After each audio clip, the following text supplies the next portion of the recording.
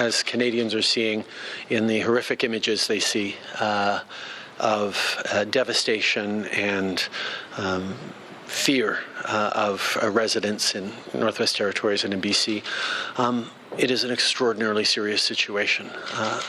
I have to highlight as well, though, that even as we're seeing those terrible images, we're also seeing images of how Canadians across the country, but particularly out west, are stepping up to help their fellow citizens, their neighbours, residents who are fleeing for their lives, in many cases have lost everything.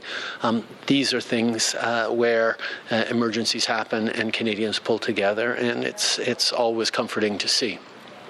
The federal government is continuing to step up. We're there with Canadian Armed Forces resources. We're active in coordinating with regional and local governments to make sure people are safe, make sure we're doing everything to protect lives and property.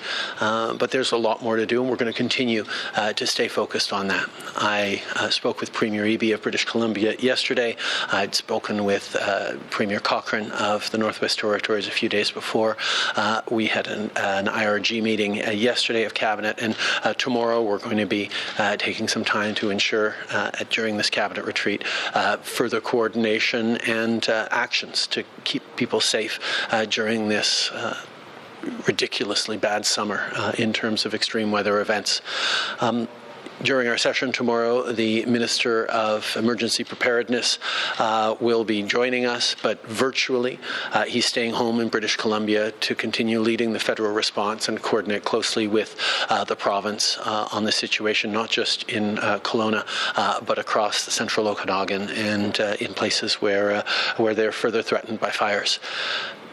I have to say again, though, that wherever it is across the country that I've been this summer, to see people fleeing fires, to see people, first responders responding to emergency situations, Canadians have stepped up, have shown who they truly are as people are there for each other, welcoming friends, neighbours, strangers into their homes, into their communities to support them.